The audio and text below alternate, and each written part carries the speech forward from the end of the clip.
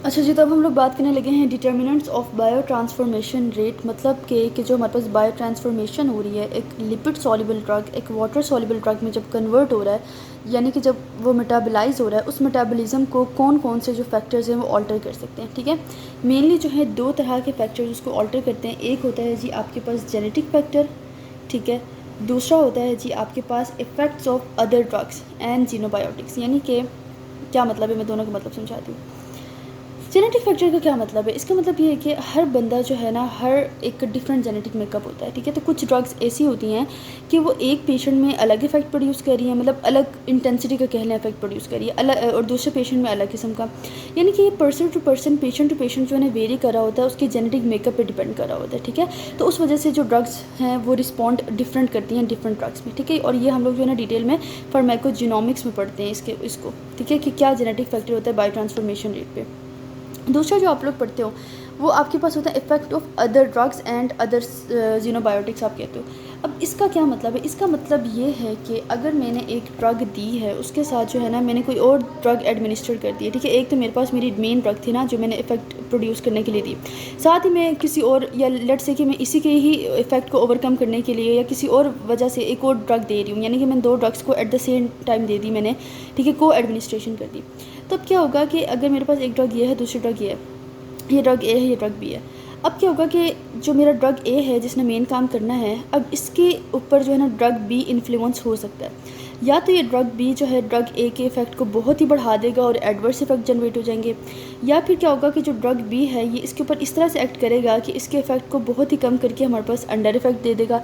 तो कुछ भी हो सकता है। ठीक है, तो इसको हम लोग बोलते हैं कि ये बेसिकली जो है ना इफ़ेक्ट होता है दूसरे ड्रग्स का मेन ड्रग पे। अब ये किस तरह से हो सकता है हम ये देखते हैं। अब जो है ना इसमें हम लोगों ने बेसिकली तीन तरह की चीज़ों को पढ़ना होता है। एक, सबसे पहले आपके पास जो चीज़ आ जाती है वो आ जाती है जी आपके पास एंजाइम इंडक्शन। ठीक है, एंजाइम इंडक्शन का आपको जो है ना पता होना चाहिए कि इसका क्या मतलब है। एक होता है आपके पास एंजाइम इंडक्शन, दूसरी होती है आपके पास एंजाइम इनहिबिशन। ठीक है, दोनों एक दूसरे के बिल्कुल ऑपोजिट हैं। और तीसरा जो है आपके पास एक और फिनोमिनन होता है which is basically inhibitors of intestinal P glycoprotein. ये क्या होता है मैं आपको डिटेल में बताती हूँ। सबसे पहले हम बात करते हैं एंजाइम इंडक्शन की। अब एंजाइम इंडक्शन में कौन से एंजाइम्स की बात हो रही है, खुद सोचें। ज़ाहिरी बात है मेटाबलाइजिंग एंजाइम्स जो हैं जिन्होंने ड्रग्स को मेटाबलाइज करना, उन्हीं की बात हो रही है। तो मेनली यानी कि हमारे पास बात हो रही है जी साइटोक्रोम P450 एंजाइम्स की, जो कि smooth endoplasmic reticulum of the liver में प्रेजेंट थे। ठीक है, अब नाम से क्या पता चल रहा है, एंजाइम इंड्यूसर्स, यानी कि अब जो मैंने ड्रग बी दी है ना, ये ऐसा एंजाइम इंड्यूसर के तौर पे एक्ट कर रही है कि वो साइटोक्रोम P450 के लेवल्स को बढ़ा रही है। ठीक है, जिन जीन्स ने इनको कोड करना है उन जीन्स को जो है ना ये ओवर एक्टिवेट करवा रही है और ज़्यादा से ज़्यादा साइटोक्रोम P450 एंजाइम्स बन रहे हैं लिवर में। ठीक है, इसका मतलब कि जब मैंने ड्रग बी दी और मेरे पास एंजाइम इंडक्शन होगी, साइटोक्रोम P450 एंजाइम्स का लेवल बढ़ गया, तो अब क्या होगा कि मेरे पास जो ड्रग ए थी उसकी मेटाबॉलिज्म भी बढ़ गई बहुत ज़्यादा। जब ड्रग ए की मेटाबॉलिज्म बहुत ज़्यादा बढ़ गई तो ब्लड में क्या थे, मेरे पास ड्रग ए के लेवल कम होते चले गए, क्योंकि मेटाबॉलिज्म ज़्यादा हो गई ना, और most of the time metabolism से इनएक्टिव हो जाता है ड्रग। तो मेरे पास जो एक्टिव फॉर्म थी ड्रग की वो कम हो गई। तो दैट मीन्स कि मेरे पास जो मैंने साथ में ड्रग बी दी थी जो कि एंजाइम इंड्यूसर थी, उसने मेरे ड्रग ए के इफेक्ट को कम कर दिया। ठीक है, क्योंकि उसका मेटाबॉलिज्म बढ़ा दिया। तो अब मैं क्या करूँगी, मैं अब इस ड्रग बी के इस हरकत को ओवरकम करने के लिए ड्रग ए का डोज बहुत बढ़ा दूँगी, क्योंकि मुझे पता है ना आधे से ज़्यादा तो मेटाबलाइज हो जानी है। तो जब मैं उसकी डोज बढ़ा दूँगी तो क्या होगा, मेरे पास जो ये इफेक्ट है ये कॉम्पनसेट हो जाएगा। ठीक है, सही हो गया। सेम इसी तरह, अच्छा इसकी एग्जांपल्स जो है ना आपने याद रखनी है CPPR से। ठीक है, बुक में मेंशन है ये CPPR, मैंने क्या बताया आपको, इसमें आ जाता है कार्बामेज़ेपिन, फिनोबार्बिटल, फेनिटोइन एंड रिफेम्पिन। ठीक है, ये आपके पास बुक में मेंशन है चारों। CPPR से आप निमोनिक्स याद रख लें, एंजाइम इंड्यूसर्स को। उसके बाद हमारे पास आ जाता है एंजाइम इनहिबिटर्स। सेम ऑपोजिट काम होगा जो कि यहाँ पे मैंने ऊपर आपको बताया था। इसमें क्या होगा, साइटोक्रोम P450 एंजाइम्स के लेवल कम होंगे।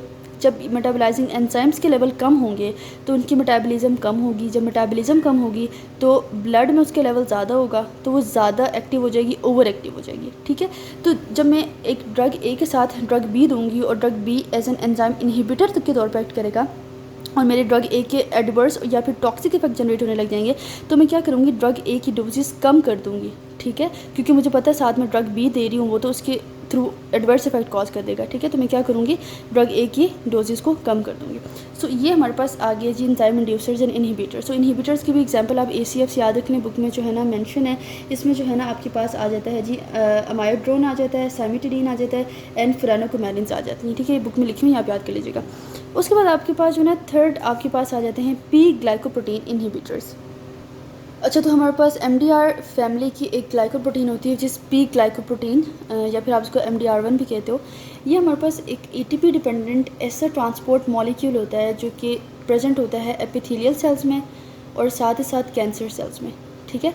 और जो ज़्यादा इसका इंपॉर्टेंट रोल होता है ना वो इंटेस्टिन्स के अंदर होता है, ठीक है। इंटेस्टिन्स के अंदर जो है ड्रग की एब्जॉर्प्शन और ड्रग के ट्रांसपोर्ट में इसका सबसे इंपॉर्टेंट रोल होता है, ठीक है। अब क्या होता है कि यहाँ पे मैं जो है ना इंटेस्टिन की वॉल ड्रॉ करती हूँ, ठीक है। और यहाँ पे जो है ना मेरे पास इंटेस्टिनल एपिथेलियल सेल्स आ जाते हैं, ठीक है। अच्छा, मैंने इस तरह से बनानी है ल्यूमिन, बेसिकली ये अंदर वाली साइड है, ठीक है। ये अंदर ल्यूमिन है और ये मेरे पास इंटेस्टिनल एपिथेलियल सेल्स मैंने बना दिया।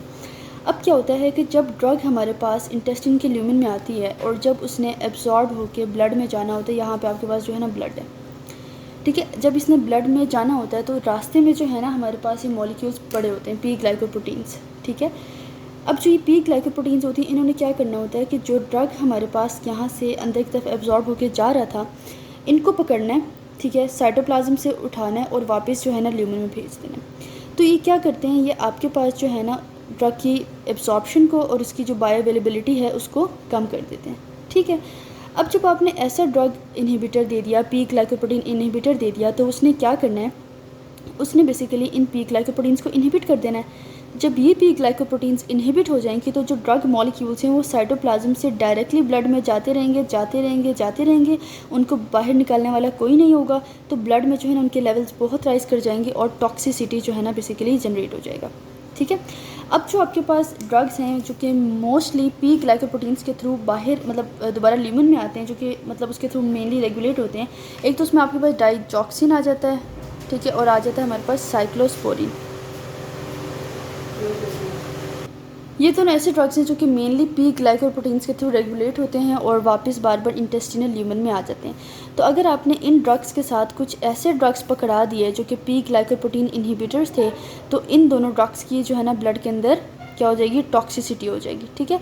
तब आप इससे अंदाज़ा लगा सकते हो कि ये जो ड्रग्स होते हैं पी ग्लाइकोप्रोटीन इनहिबिटर्स ड्रग्स, ये किस एक्शन को मिमिक करते हैं। ये हमारे पास एंजाइम इनहिबिटर्स वाले एक्शन को जो है ना मिमिक कर रहे होते हैं।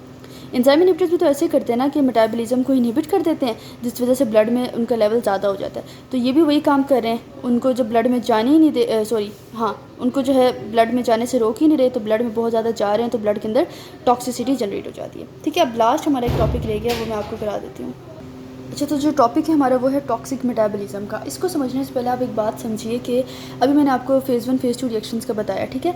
अब मोस्ट ऑफ द ड्रग्स जो है ना, मतलब कुछ ड्रग्स कह लें कि ऐसे होती हैं जो कि फ़ेज़ 1 को फॉलो करने के बाद फ़ेज़ 2 में से गुजरती हैं और फिर जो है ना हमारे पास बॉडी से बाहर एक्सक्रीट हो जाती हैं, ठीक है। लेकिन ज़रूरी नहीं कि हर वक्त ऐसा ही हो। कुछ ड्रग्स ऐसी होती हैं जो कि डायरेक्टली फ़ेज़ 2 में से पास करती हैं और फिर एक्सक्रीट आउट हो जाती हैं, मतलब फ़ेज़ 1 को वो बाईपास कर देती हैं। तो इसी तरह की एक ड्रग की एग्जांपल जो है ना अभी हम लोग पढ़ने लगे हैं टॉक्सिक मेटाबॉलिज्म में, और जो ड्रग है हमारा उसका नाम है जी एसिटामिनोफ़ेन, ठीक है, एसिटामिनोफ़ेन। अब इस ड्रग के बारे में हम लोग क्या पढ़ने लगे हैं। अगर तो हम लोग एसिटामिनोफ़ेन को नॉर्मल डोजेज़ में लेते हैं तो क्या होगा, जब हम इसको नॉर्मल डोजेज से लेंगे तो फ़ेज़ 2 रिएक्शन से वो गुजरता है मेनली, ठीक है, फ़ेज़ 1 से नहीं गुजरता, मोस्टली वो फ़ेज़ 2 में से गुजरता है। और फ़ेज़ 2 से जब वो गुजरता है तो वो कंबाइन कर जाता है ग्लूकुरोनाइड के साथ। मैंने आपको बताया था ना पीछे सबस्ट्रेट जिनके साथ जो कि मतलब इनकॉर्पोरेट हो सकते हैं फ़ेज़ 2 रिएक्शंस में, तो ग्लूकुरोनाइड के साथ और जो है ना सल्फेट मेटाबोलाइट्स के साथ क्या कहते हैं, कंबाइन करता है एसिटामिनोफ़ेन, और हमारे पास जो है ना हार्मलेस प्रोडक्ट्स में कन्वर्ट हो जाता है, ठीक है। जब ये हार्मलेस प्रोडक्ट में कन्वर्ट हो जाएगा तो ऑब्वियसली बॉडी से बाहर यूरिन के थ्रू एक्सक्रीट आउट हो जाएगा, ठीक है। ये तो नॉर्मल कंडीशन में हम लोगों ने बात कर ली।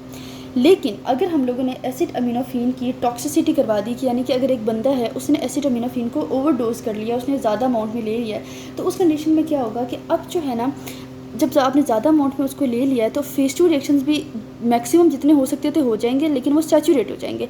अब एसिटामिनोफ़ेन को मजबूरन गुजरना पड़ेगा जी फ़ेज़ 1 रिएक्शन में से, ठीक है, जो कि P450 डिपेंडेंट रिएक्शन है। फ़ेज़ 2 तो सैचुरेट हो जाएंगे, ओवरवेलम हो जाएंगे, अब वो गुजरेगा फ़ेज़ 1 से। जब हमारे पास एसिटामिनोफ़ेन फ़ेज़ 1 रिएक्शन में से गुजरता है तो वो एक रिएक्टिव इंटरमीडिएट में कन्वर्ट हो जाता है, ठीक है, जिसका नाम होता है हमारे पास N एसिटाइल P बेंजोक्विनोन अमीन, ठीक है, लिखा हुआ है बुक में, आप वहाँ से देख लीजिएगा। जब वो इस रिएक्टिव इंटरमीडिएट के अंदर कन्वर्ट हो जाता है तो अब जो है ना काम ख़राबी की तरफ जाने लगता है। लेकिन स्टिल अल्लाह ताला ने इंसान को अभी भी बेनिफिट में रखा है कि अगर तो बंदे का लीवर नॉर्मल है तो उसके अंदर ग्लूटाथायोन के लेवल्स ज़्यादा होंगे। अगर उसकी बॉडी में ग्लूटाथायोन के लेवल ज़्यादा हैं तो ये रिएक्टिव इंटरमीडिएट जो था ये ग्लूटाथायोन के साथ कंबाइन करेगी और फिर से हार्मलेस प्रोडक्ट में कन्वर्ट हो जाएगी और बॉडी से बाहर एक्सक्रीट आउट हो जाएगी।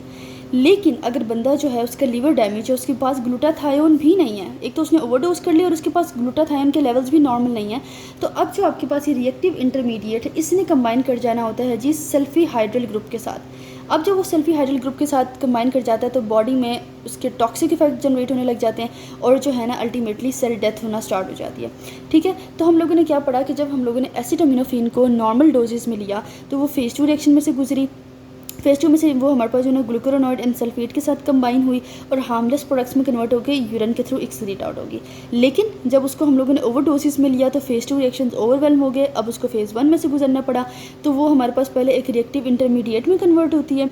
लेकिन स्टिल अगर रिएक्टिव इंटरमीडिएट हमारे पास ग्लूटाथायोन के साथ कंबाइन कर जाएगी तो फिर भी हमारे पास हार्मलेस प्रोडक्ट बनेगा, हमारे पास कोई हार्मफुल चीज़ नहीं बनेगी, कोई हमारे पास बॉडी को हार्म नहीं मिलेगा। लेकिन बंदे की बॉडी में अगर ग्लूटाथायोन के लेवल्स उसके लिवर में डेप्लेट हैं तो अब क्या होगा, वो सल्फी हाइड्रल ग्रुप के साथ कंबाइन करेगी और अल्टीमेटली बंदे की सेल डेथ कॉज हो जाएगी, बंदे की खैर नहीं सेल डेथ होना स्टार्ट हो जाएगी, यानी टॉक्सिक इफेक्ट जनरेट होने लग जाएगा। ठीक है, तो ये मेनली किन लोगों के अंदर ख़राबी आप कह सकते हो जिनका लीवर डैमेज है। अगर एक बंदा है उसका लीवर डैमेज है तो इसके अंदर ग्लूकुरोनाइड्स के लेवल भी कम होंगे, सल्फेट के लेवल्स भी कम होंगे, ग्लूटाथायोन के लेवल्स भी कम होंगे और यही तीनों सब्सटेंसेस थी जो कि हार्मलेस करवा रही थी एसिटामिनोफेन को। तो ऐसा जो पेशेंट है जिसको लीवर जिसका डैमेज है उसको अगर आप एसिटामिनोफेन दोगे तो उसके अंदर जो है ना टॉक्सिसिटी के चांसेस फिर बढ़ जाते हैं।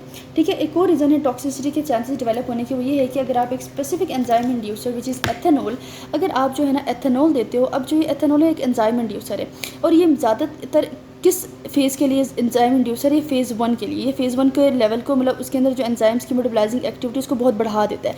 फेज़ 2 के लिए इतना नहीं है। जब ये फेज़ 1 को बहुत ही एक्सेलरेट करेगा एथेनॉल तो एसिटामिनोफेन जो है ना अब वो भी फेज़ 1 के थ्रू गुजरेगा क्योंकि फेज़ 1 रिएक्शंस बहुत ओवर एक्टिव हो गए, तो एसिटामिनोफेन भी फेज़ 1 से गुजरेगा। वही कहानी अगर वो फिर से फेज़ 1 से गुजरेगा तो वही सारी खराबियाँ स्टार्ट हो जाएंगी और टॉक्सिसिटी के चांसेस डेवलप हो जाएंगे। सो ये था हमारे पास ड्रग मेटाबॉलिज्म। अब हमारे पास जो है लास्ट बच गया chapter number 5 which is pharmacogenomics.